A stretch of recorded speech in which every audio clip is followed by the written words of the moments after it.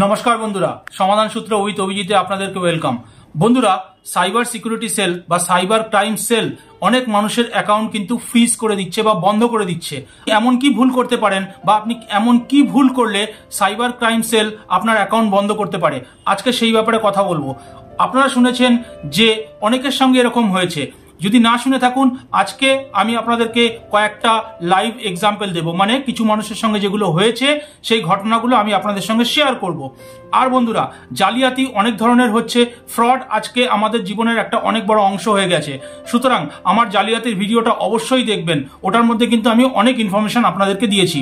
বন্ধুরা, এই ধরনের বিষয় নিয়ে কিন্তু অনেক ইউটিউবাররা ভিডিও বানাচ্ছে, ইউটিউবে ছাড়ছে, অনেক মানুষ, হাজার হাজার মানুষ কিন্তু ভিডিও দেখছে, কিন্তু তা সত্ত্বেও আমরা এমন ভুল করছি যে সেই ভুলের সাজা কিন্তু আমি শুধু পাচ্ছি না, আমার পুরো পরিবার পাচ্ছে। সুতরাং আপনারা নলেজ নিন, অ্যাওয়ারনেস ভিডিও দেখার চেষ্টা করুন, ফানি ভিডিও এগুলো দেখুন, কিন্তু অ্যাওয়ারনেস ভিডিওটাও কিন্তু খুব জরুরি। প্রচুর ভিডিও ইউটিউবে এখন এইসব ব্যাপারে আছে। এছাড়াও দেখুন, টিভিতে অনেক অ্যাড দিচ্ছে। আরবিআই এর গাইডলাইন্স অনুযায়ী ফ্রড এখন বিভিন্ন জায়গায় ছড়িয়ে গিয়েছে। সুতরাং কি কি করবেন না সেগুলো বলা হচ্ছে। টেলিফোনে যে কল আসে আপনার কাছে বা কল করবেন আপনি কাউকে, সেখানেও কিন্তু গৃহ মন্ত্রণালয় দ্বারা এই ইনফরমেশনগুলো দেওয়া হচ্ছে যে আপনি কিভাবে ফ্রড থেকে বাঁচবেন। যাই হোক বন্ধুরা, চলে আসছি আজকের টপিকে। যদি আপনারা আমার চ্যানেলে নতুন হন তো প্লিজ সাবস্ক্রাইব করবেন, আজকের ভিডিওটা ভালো লাগলে লাইক করবেন এবং বন্ধুদের সঙ্গে শেয়ার করবেন। আপনাদের সঙ্গে যদি কখনো এরকম ঘটনা কিছু হয়ে থাকে তাহলে সেটাও কিন্তু আপনারা কমেন্ট সেকশনে জানাতে পারেন। চলে আসছি আজকের টপিকে। দেখুন কিভাবে হচ্ছে আর কেন সাইবার সিকিউরিটি সেল বা cyber crime sell account freeze করছে বা বন্ধ করছে। একজন মহিলার সঙ্গে হয়েছে। সে আঙ্গনবাড়ি কর্মী। সে মাসে কত টাকা রোজগার করে? 2,500 থেকে 3,000 টাকা, এর থেকে বেশি নয়। কিন্তু তার অ্যাকাউন্টে টাকা ঢুকছে 60,000, 70,000, 1 লাখ এরকম টাকা ঢুকছে। কিভাবে? এই মহিলাটি তার অ্যাকাউন্টের অ্যাক্সেস অন্য কাউকে দিয়েছে। তার মানে অন্য কেউ ওনাকে বলেছে যে তুমি তোমার নামে একটা অ্যাকাউন্ট খোলো, সেখানে কিন্তু কিছু টাকা আসবে, আমি তোমাকে দেবো, তুমি গিয়ে টাকাটা তুলে নিয়ে আসবে, বা তুমি এটিএম কার্ড নিয়ে নেবে, এটিএম কার্ড থেকে আমি তুলে নেব। সেই মহিলা কিন্তু কিচ্ছু জানে না, সে সাধারণ কর্মী। তাকে কেউ বুদ্ধি দিয়েছে বা তাকে কেউ ফোর্স করে হোক বা যেভাবেই হোক তার মাথাকে তার নামে অ্যাকাউন্টটা চালিয়েছে, এবং সেই অ্যাকাউন্টে কি হচ্ছে, বাইরে থেকে টাকা ঢুকছে, মানে ফরজারি হচ্ছে বা কোনোভাবে টাকা পয়সা ঢুকছে। এইভাবে কিন্তু ওই মহিলার অ্যাকাউন্ট ফ্রিজ হয়ে গেছে। সাইবার সিকিউরিটি সেল কিন্তু তাকে অ্যারেস্টও করতে পারে। ওই মহিলার কিন্তু কোনো ভুল নেই, তাকে এটা বোঝানো হয়েছে বা তাকে হয়তো পয়সার প্রলোভনও দেওয়া হয়ে থাকতে পারে যে তুমি এটা করো, তোমাকে মাসে 500 টাকা দেবো, তোমার অ্যাকাউন্টটা আমাকে ইউজ করতে দাও। এই রকমের আরেকটি ঘটনা আপনাদের সঙ্গে শেয়ার করব। একজন হেয়ার কাটিং সেলুন যে হয়, সেই সেলুনে একজন কর্মী কাজ করে। সে তার কাছে চুল কাটতে এসছে একজন। সে তাকে জিজ্ঞাসা করেছে, ভাই তোমার রোজগার হয় মাসে? সে বলেছে, দাদা এই 20-25 হাজার টাকা হয়ে যায়। তো বলছে, একটা কাজ করো, তোমার 20-25 হাজার টাকা নয়, তোমাকে আমি মাস গেলে 60,000 টাকা দেবো। তুমি তোমার অ্যাকাউন্ট একটা নতুন খোলো, সেই অ্যাকাউন্টে একটা এটিএম কার্ড নাও এবং তাতে ইন্টারনেট ব্যাংকিং নাও। ওই অ্যাকাউন্টটা তুমি আমাকে দিয়ে দেবে, তোমার ওই অ্যাকাউন্টে আমি যা হোক টাকা পয়সা জমা তোলা করবো। তুমি কেন যাবে? তুমি রোজগার করো সাধারণ, তুমি করো, তোমাকে আমি মাস গেলে 60,000 টাকা দেবো। সেই লোক কি করেছে, তাকে সমস্ত কিছু করে রেডি করে দিয়ে দিয়েছে। দেওয়ার পরে সে এত খুশি, মাসে 60,000 টাকা পাচ্ছে। কিন্তু পরে জানা গেল যে ওই অ্যাকাউন্টটাতে কি হচ্ছে, আইএসআই বা এই ধরনের বিভিন্ন আন্তর্জাতিক যে টেররিজম ফান্ড, সেই টেররিজম ফান্ড ওই অ্যাকাউন্টের থ্রুতে সার্কুলেট হচ্ছে। লোকটি খুব মজা পাচ্ছে, 60,000 টাকা করে পাচ্ছে, কিন্তু কতদিন, মানে না পাপের ঘোড়া ভরে যায়। সুতরাং বেশি দিন এই অ্যাকাউন্ট সে চালাতে পারেনি। 3-4 মাস পরেই কিন্তু তাকে পুলিশ গ্রেপ্তার করেছে। এবার বলুন, ওই 25,000 টাকা যে কষ্ট করে রোজগার করে ইনকাম করতো, সেখানে 60,000 টাকা পাওয়ার চক্করে সে কি করলো, নিজের জীবনটা পুরো নষ্ট করে দিল। সুতরাং বন্ধুরা, এই ধরনের ভুলগুলো করবেন না।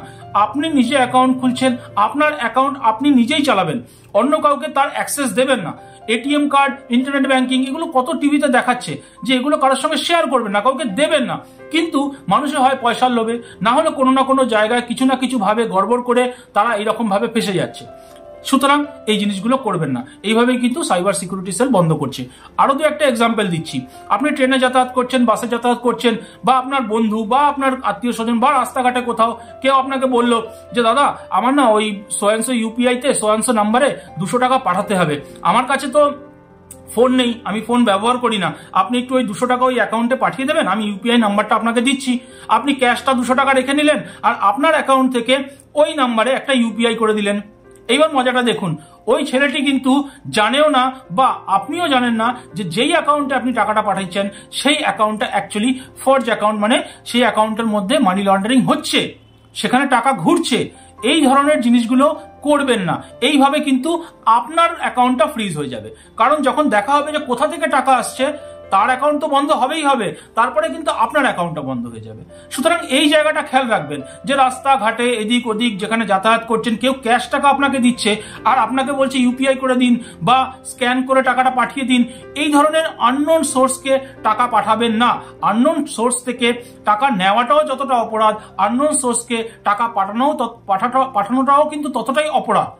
কারণ কে কোথায় কি করছে আমরা আজকাল জানি না, খুবই বাজে অবস্থা চলছে। সুতরাং সাবধানে থাকুন, সতর্ক থাকুন। অনেক মানুষের সঙ্গে এরকম হয় যে আমি আপনাকে ক্যাশ টাকা দিচ্ছি, আপনি একটু ব্যাংকে ড্রপ করে দিন ওই টাকাটা, আর আমি একটা জায়গায় আপনাকে এনইএফটি করতে দেবো, একটু এনইএফটি করে দিন। হতে পারে সে আপনার পরিচিত, হয়তো হাই হ্যালো সম্পর্ক আছে যে দাদা আমার সোয়েন্স আমার মেয়েকে পাঠাতে হবে বা আমার বন্ধুকে পাঠাতে হবে, সে ইয়েতে থাকে, ব্যাঙ্গালোরে থাকে, আমি আপনাকে ক্যাশ টাকা দিচ্ছি, একটু আপনার অ্যাকাউন্ট থেকে ওকে একটু এনইএফটি করে দেবেন। এখানেও কিন্তু আপনি ফাঁসতে পারেন। সুতরাং এই জায়গাগুলো খেয়াল রাখতে হবে।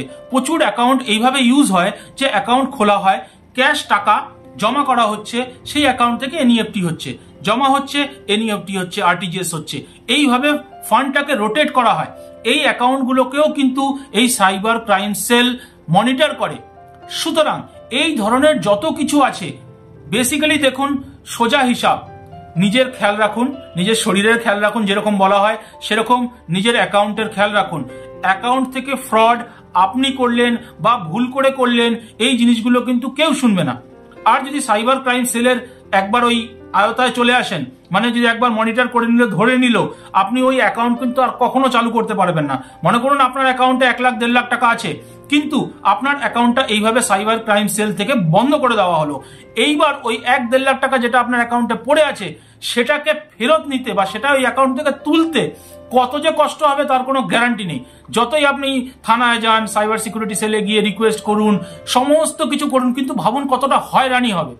এই হয়রানিগুলো থেকে বেঁচে থাকার জন্য অ্যাওয়ারনেস, মানে এই যে আমি ভিডিও বানাচ্ছি বা আমার মতন অনেক ইউটিউবাররা ভিডিও বানিয়ে ছাড়ছে, সেগুলো দেখুন, দেখে সেগুলো থেকে শিক্ষা নিন এবং নিজেকে সেফ রাখুন।